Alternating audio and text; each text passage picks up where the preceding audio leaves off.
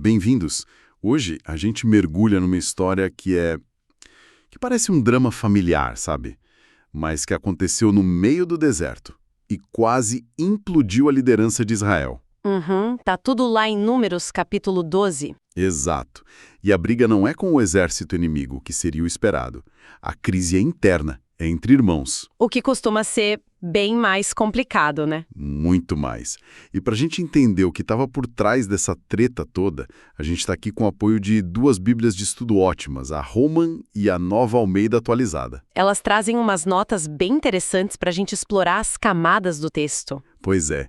Nossa missão hoje é desvendar o que levou Miriam e Arão, que eram figuras centrais, a confrontarem o próprio irmão, Moisés.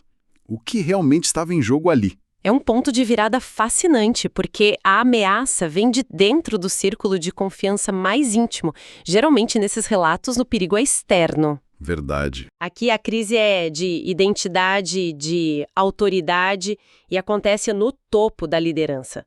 É o tipo de conflito que pode destruir um movimento muito mais rápido do que um inimigo. E começa como muitos conflitos familiares, né?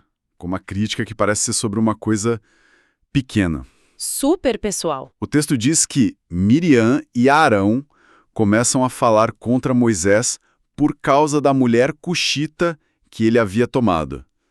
Mas essa é só a ponta do iceberg. Com certeza, porque na frase seguinte eles já mostram o jogo todo, com uma pergunta que é puro ressentimento.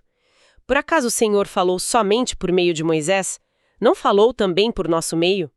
Pronto, ali eles entregam a motivação real imediatamente. Mas vamos por partes.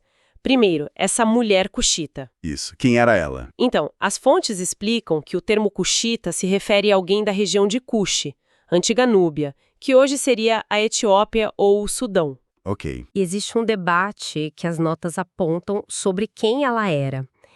Alguns acham que poderia ser Zípora, a primeira esposa de Moisés, mas ela era midianita. Certo, não bateria a geografia. Exato. A Bíblia de Estudo Holman, por exemplo, sugere que é mais provável que Zípora já tivesse falecido e esta fosse uma segunda esposa. Talvez uma união mais recente. O que por si só já poderia gerar um atrito familiar, né? Uma nova cunhada. Mas o que as fontes deixam claro, e o que eu acho mais interessante, é que isso é uma tática que a gente vê até hoje. Começar uma briga por um motivo pequeno. Quase trivial. Isso. Quando, na verdade, o que está em jogo é algo muito maior. É poder, é respeito, é o medo de ser deixado para trás. As fontes aqui apontam para um clássico conflito de poder disfarçado de crítica pessoal. Exatamente essa leitura. A Nova Almeida Atualizada é muito direta nisso. Ela afirma que o casamento foi usado como pretexto para disfarçar a verdadeira questão.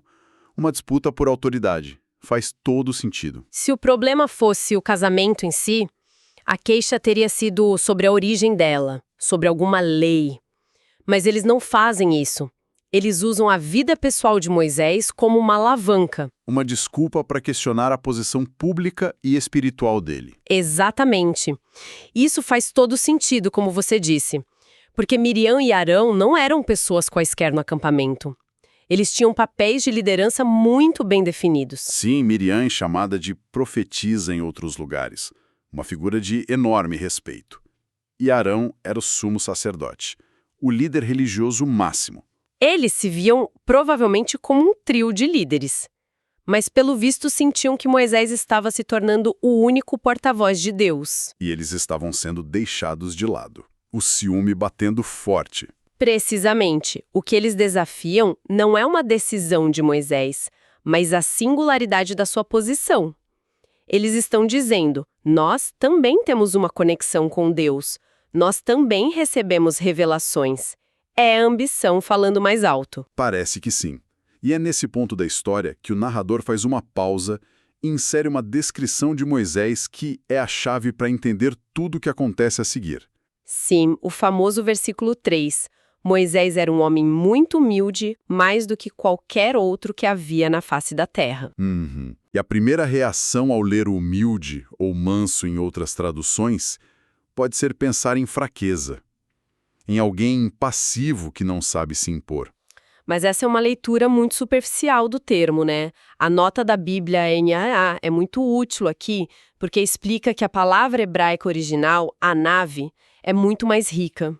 O que ela significa exatamente? Ela não descreve uma personalidade tímida, mas uma postura de total dependência e submissão a Deus. Não é fraqueza diante das pessoas, é força que vem da rendição a uma autoridade maior. Ah, isso muda tudo. Muda. E essa característica explica a atitude de Moisés. Ele não diz uma única palavra para se defender, o que é fascinante. Ele sofre um ataque direto à sua autoridade, à sua vida pessoal, vindo dos próprios irmãos. E a reação dele é o silêncio. Ele não entra na briga. Ele não precisa. Sua humildade, sua postura nave, significa que ele confia que a defesa virá de quem lhe deu a autoridade em primeiro lugar. Ele deixa o espaço para Deus agir. E a resposta é? Imediata e aterrorizante. O texto diz simplesmente: "E o Senhor ouviu." Nossa! Essas 3 palavras mudam completamente o tom da cena. É como se um trovão soasse no meio de um sussurro. A partir daí, a ação se acelera de uma forma muito dramática. Deus não manda um anjo, não manda um recado. Não. Ele mesmo desce na coluna de nuvem, para na entrada da tenda do encontro e chama Arão e Miriam. Só os 2. A gente consegue imaginar o sangue gelando. É uma convocação direta, uma audiência privada e solene. E o discurso que Deus faz ali é o coração de todo o capítulo. Ele não só defende Moisés, mas estabelece de uma vez por todas a natureza única do relacionamento que eles têm. Ele basicamente traça uma linha no chão. Uma linha muito clara, separando Moisés de todos os outros profetas, incluindo Miriam e Arão. Isso é um ponto crucial, porque se Deus fala com todos eles, qual seria o problema? Imagino que a defesa deles seria essa. Como as fontes dizem que Deus resolve essa aparente contradição? Ele explica a metodologia divina, por assim dizer. Gostei disso. Ele diz que com os outros profetas, a comunicação acontece por meio de visões e sonhos. É uma comunicação muitas vezes enigmática, em símbolos, que precisam de interpretação. Ok, uma comunicação indireta. Isso. Mas com Moisés é diferente. Deus usa a expressão, com ele eu falo boca a boca, claramente e não por enigmas. Ele vê a forma do Senhor. Essa expressão boca a boca é impressionante, soa tão humano, tão íntimo. Isso é algo comum na Bíblia para descrever a comunicação divina ou é algo exclusivo para Moisés? Exatamente esse o ponto. É uma expressão que denota uma intimidade e clareza sem paralelos. É uma comunicação direta, sem intermediários, sem a necessidade de decodificar uma visão. Entendi. Essa proximidade única é a base da autoridade incomparável de Moisés. E depois de deixar essa hierarquia de revelação absolutamente clara, Deus faz a pergunta final. Que é retórica, imagino. Totalmente. E fulminante, que encerra qualquer argumento. Ele pergunta, por que, pois, vocês não tiveram temor de falar contra o meu servo, contra Moisés? Ele não pergunta por que vocês discordaram. Não. Ele não pergunta por que vocês discordaram ou por que criticaram. Ele pergunta por que eles não tiveram temor. O peso é diferente. Muito. A palavra hebraica para temor aqui implica reverência, respeito profundo. A ofensa deles não foi só uma fofoca de corredor.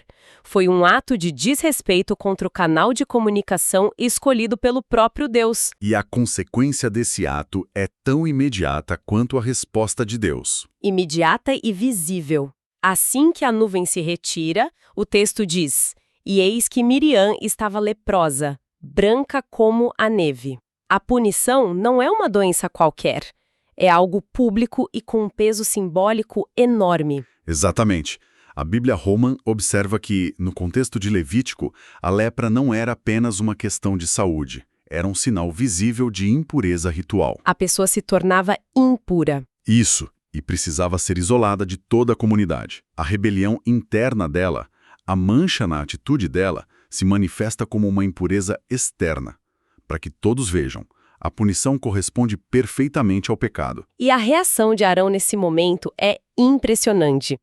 Ele vê a irmã coberta pela lepra e o orgulho dele desmorona na hora, instantaneamente. E o mais revelador é a quem ele recorre. Ele não clama a Deus diretamente.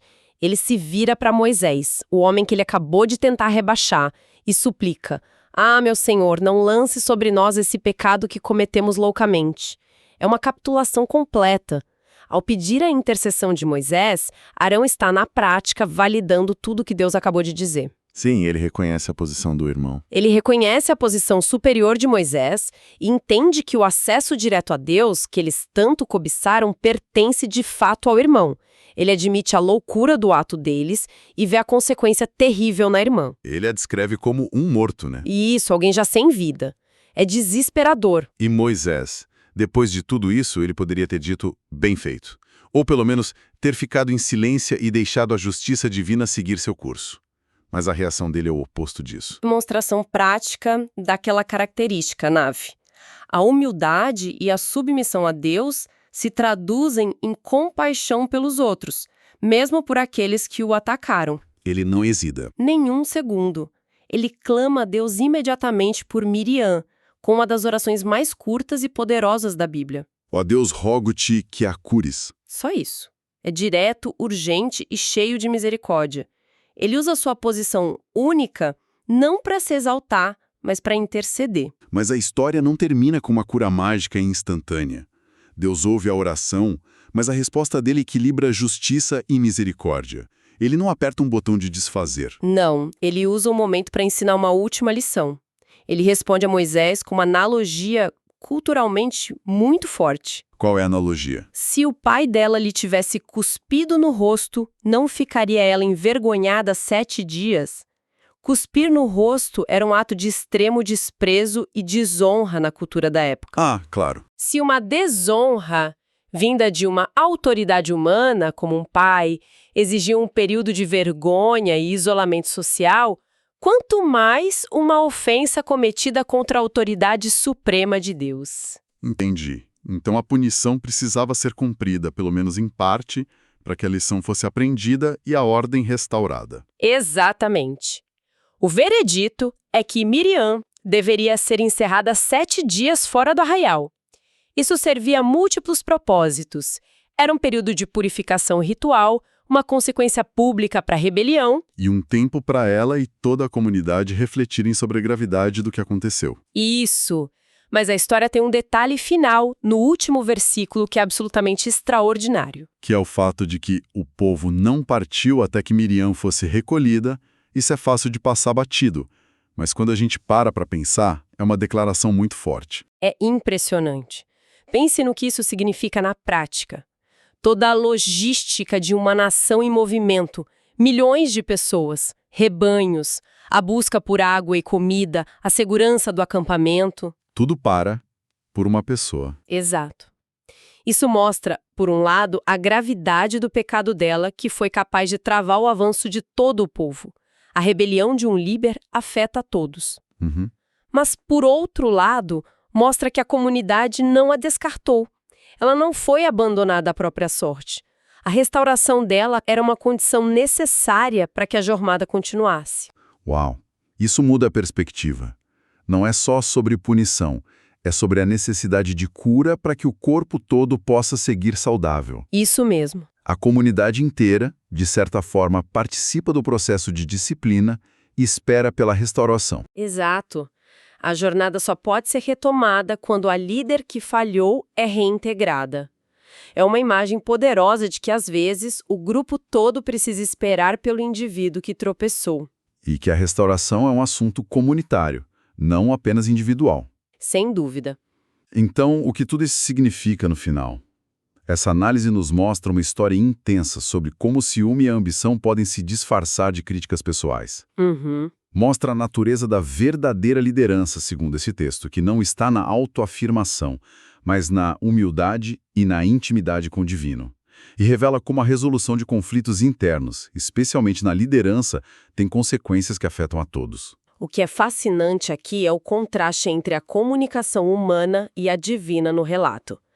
Miriam e Arão murmuraram em segredo, mas Deus ouviu e respondeu publicamente. Boa observação. Eles usaram palavras para diminuir e dividir. Deus usou palavras para esclarecer a autoridade e, no fim, possibilitar a restauração. Isso nos deixa com uma reflexão, sabe? Qual? Em nossas próprias estruturas, sejam famílias, empresas ou comunidades, como a gente aprende a distinguir entre uma crítica que é construtiva e um desafio que, nascido da inveja, só quer minar a fundação da liderança? E, talvez ainda mais importante, a história nos força a perguntar qual é o papel da disciplina. Não como uma vingança ou um descarte, mas como aquele passo doloroso, porém necessário, que permite que uma pessoa seja curada e que o grupo inteiro possa finalmente voltar a caminhar junto.